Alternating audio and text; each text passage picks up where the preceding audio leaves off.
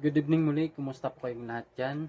Muli tayo ay dumako sa gabing ito sa ating pag-aaral sa salita ng Panginoong Diyos na buhay. And we have one question, no? Why we Christian should be strong and stand our feet to the Lord? Why?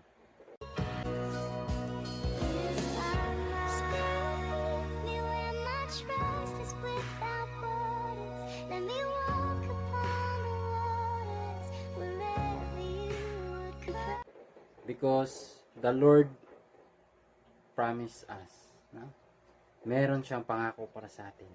At bago tayong patuloy, samahan niyo muna ako sa maikling panalangin. Let us pray. Kilang Diyos, aming Ama na sa langit, purihin ka, Panginoon Diyos na buhay. Salamat sa buhay at kalakasan na patuloy mong binigay sa amin.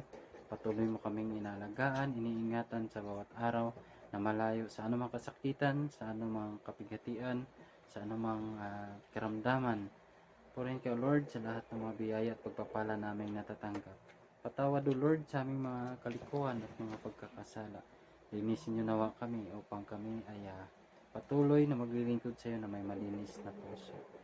Dalangin namin, Panginoon, na sa pag-aaral namin ito, Ikaw lamang, O Diyos, ang siya maparangalan. Ikaw lamang, O Diyos, ang siya maluwalhati at madakila. Itago yung abang lingkod, Panginoon, and lead us with the Holy Spirit. All this we ask and pray in Jesus' name. Amen.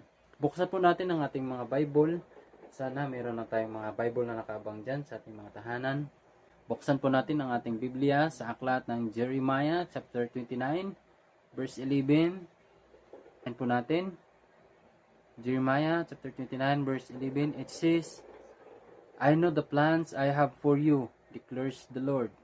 Plan to prosper you, to give you hope and a future. Amen. Now, sa ating pag-aaral na ito, no? Ito yung isa sa mga pangako ng ating Panginoong Hesus na dapat tayong mga Kristiyano ay dapat matatag, no? At nanatiling nakatayo sa ating pananampalataya dahil mayroong pangako ang Panginoong Diyos na buhay sa atin. Meron tayong 3 puntos, no? 3 key points. 1, sa ating verse, kukunin natin, nakasaad doon, plans to prosper you. Ano ba ibig sabihin itong plans to prosper you? Mga plano para tayo ay lumago. No?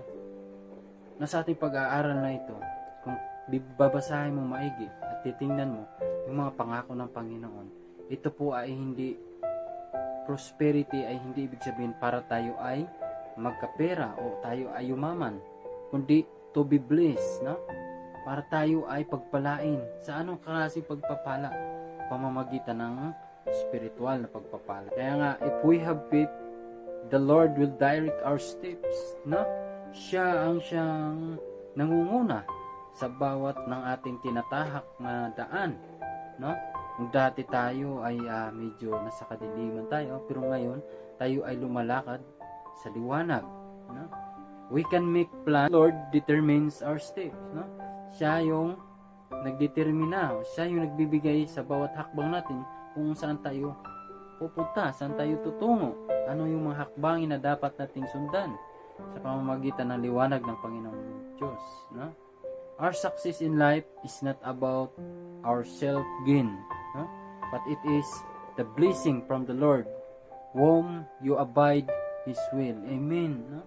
Hindi ito, itong prosperity nito o ito yung success na to is not about wealth, no? Hindi about sa karangyaan, kundi it is about the blessing of God, no? Na tayo ay sumunod sa kanyang kalooban, that whom we abide His will, no? Kaya nga, tulad ng isang tanim na umuusbong, no? Hindi siya tumubo dahil ginusto niya lang na tumubo, kundi siya ay umusbong dahil mayroong nagdidilig, no?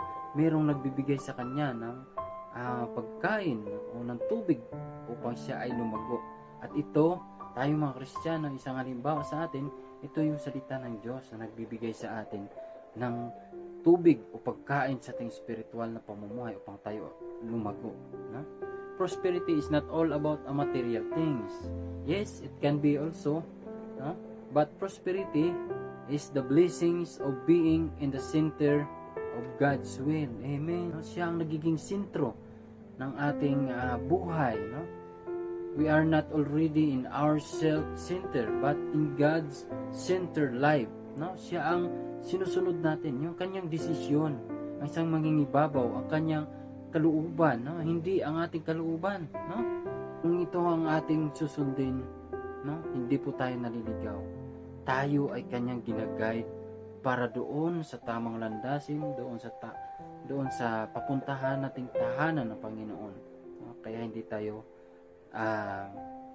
matitinag sa mga pagsubok dahil alam natin na may Diyos na nagbibigay sa atin ng kalakasan. No? Kaya ito ay isang blessing. Hindi man tayo makaligtas sa mga unos at problema sa buhay, pero tayo ay nagiging matatag dahil tayo ay nagpapaubaya sa kalooban ng Diyos. Amen. No? Sabi nga sa pangalawang aklat ng Korinto, chapter 12, verse 10, alang-alang kay Kristo, ako may kasiyahan sa gitna ng mga kahinaan, mga pagkutya, mga kahirapan, pag-uusig, at kapintasan, sapagkat kapag ako ay mahina, doon ako nagiging matatag. Amen. No? Alam natin na mayroon tayong kalakasan, no? At alam natin na ang Panginoong Diyos na buhay ang siya nagbibigay sa atin ng kalakasan, and it is the blessing na kapag tayo ay nanghihina, mayroong nagbibigay sa atin ng kalakasan. Amen. 2, hope. Pangalawang pustos natin ay hope, no? Meron tayong kaligtasan o salvation na tayo'y bubuhayin muli. Amen. Kaya nga tayo ay patuloy na nagpapagal dahil alam natin na meron tayong pag-asa. Tayo ay nanatiling malakas, no? Mga Kristiyano. Tayo nanatiling nakatayo sa ating pananampalataya dahil meron tayong pag-asa na ating makakamtan, no?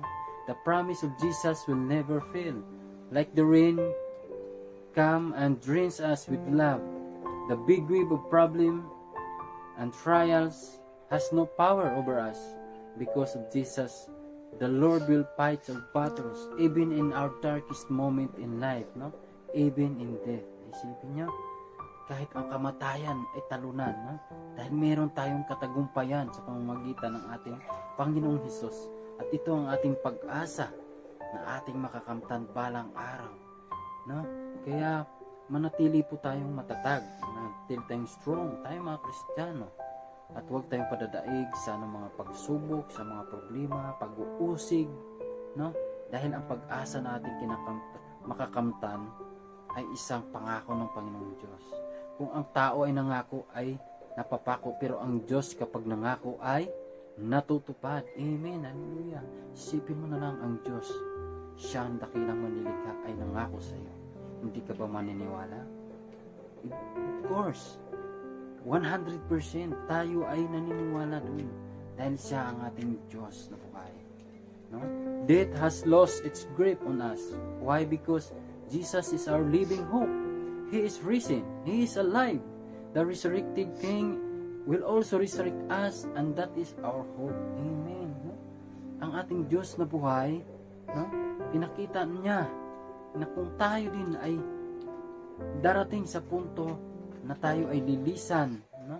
Sa mundong ito, tayo ay bubuhayin muli ng ating Panginoong Diyos, katulad ng ating Panginoong Hesukristo na siya ay muling nabuhay, no? And that is a great hope, no?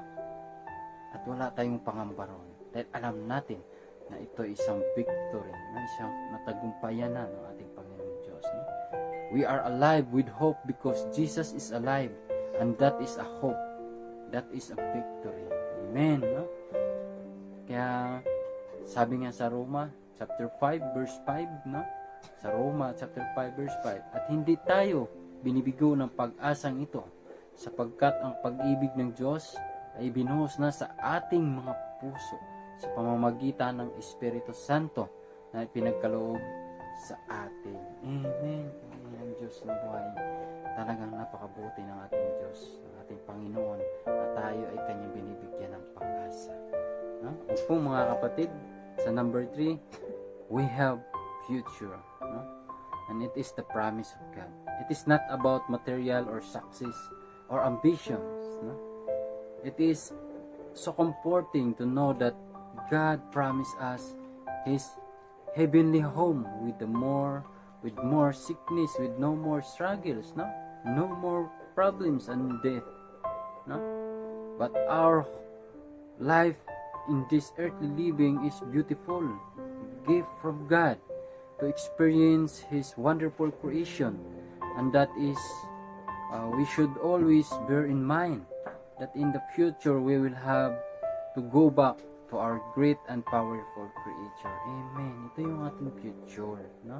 Bilang mga anak ng Diyos, na tayo ay babalik muli doon sa ating Diyos na manlilikha, no? Kaya ang buhay natin dito ay pansamantala lang, no?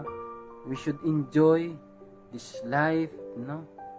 By doing good, by doing kindness to others, no? To show that Jesus Christ is living in you, because we are already accept, no, the blessings, the hope, no, and the future pagdating ng panahon na kasama natin ang Panginoon Diyos na buhay sa kanyang kahit. Kaya panghawakan natin ito, no?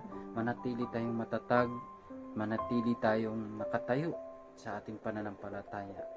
And that is our future in the kingdom of God in heaven, balang araw. Kaya, purihin ang Diyos na buhay sa ating pananampalataya, dahil tanging siya lang ang ating pag-asa, siya lang ang ating kaligtasan, at doon ang ating future sa kaharian ng Diyos na buhay. Amen. No? Ayun nga sa pahayag, no? Chapter 21, verses 3 to 4.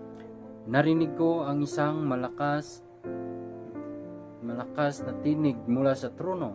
Tingnan ninyo, ang tahanan ng Diyos ay nasa piling ng mga tao. Maninirahan siyang kasama nila, at sila'y magiging bayan niya. Diyos mismo ang makakapiling nila, at siya ang magiging Diyos nila. Number 4, verse 4, papahirin niya ang bawat luha sa kanilang mga mata. Wala ng kamatayan, dalamhati, pagtangis at paghihirap, sapagkat lumipas na ang dating mga bagay. Amen. Napakasarap pakinggan mga kapatid, no? Na tayo ay in the future, kapiling natin Panginoong Diyos. Wala na yung dating mga bagay dito sa mundo. Yung pagpasakit natin, no? Mga problema, no? Mga kabigatan sa buhay. Pero ang future natin, no, napakaganda, napakasaya. Kapiling natin ang Diyos, kapiling natin ang mga propeta, yung mga hinirang ng ating Panginoon, no? Sila Abraham, si David, si Jacob, no? Si Isaac, sila Moses, makakapiling natin sila doon sa kaharian ng Diyos. At napakagandang isipin na habang nandito pa tayo, yun ang ating iniisip, yung ating future. Yung future natin dito, wala na. Tapos na yung future natin dito. Alam na natin kung saan tayo pupunta. Amen. It's one of the promise of God. Jeremiah 29:11, no? Isa sa mga pangako ng ating Diyos na buhay. Purihin ang Diyos na buhay sa ating pananampalataya, at sa Kanya lang ang papuri at pagluwalhati sa Kanyang pangalan. Let us pray. Heavenly Father, we are grateful and we are thankful that we receive a gift of life. We receive your blessings, Lord, sa lahat ng aming natatanggap sa buhay at kalakasan na ito, at sa pag-asa na aming inaasam, Lord, na ikaw ay aming makapiling balang araw. Purihin ka, Panginoon, dahil ikaw ay tapat sa iyong pangako sa iyong mga anak na patuloy na nananalig na nampalataya sa inyo, Diyos. Salamat sa iyong pag-ibig na wagas at walang hanggang pangunawa sa amin. Tunay nga, O Diyos, na hindi ka nagkulang sa amin. And apart from you, we can do nothing. Apart from you, Lord, we are nothing. But your grace na aming natanggap, Panginoon, napaka sarap, Panginoon.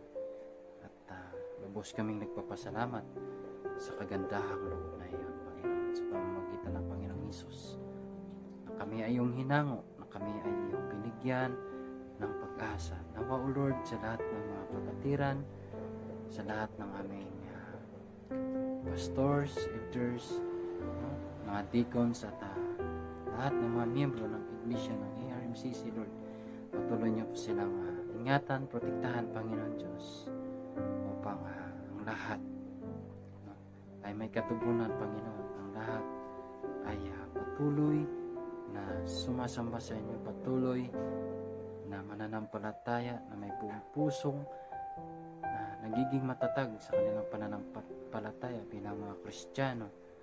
Ay ikaw lamang, O Diyos, ang aming dadakilain, aming sasampalatayain magpakailanman. Purihin ka, Panginoon, sa lahat ng iyong kabutihan. Ito ang aming dalangin na may pasasalamat sa pangalan ng aming Panginoon Jesus. Amen and amen. God bless everyone. God loves you. I love you too.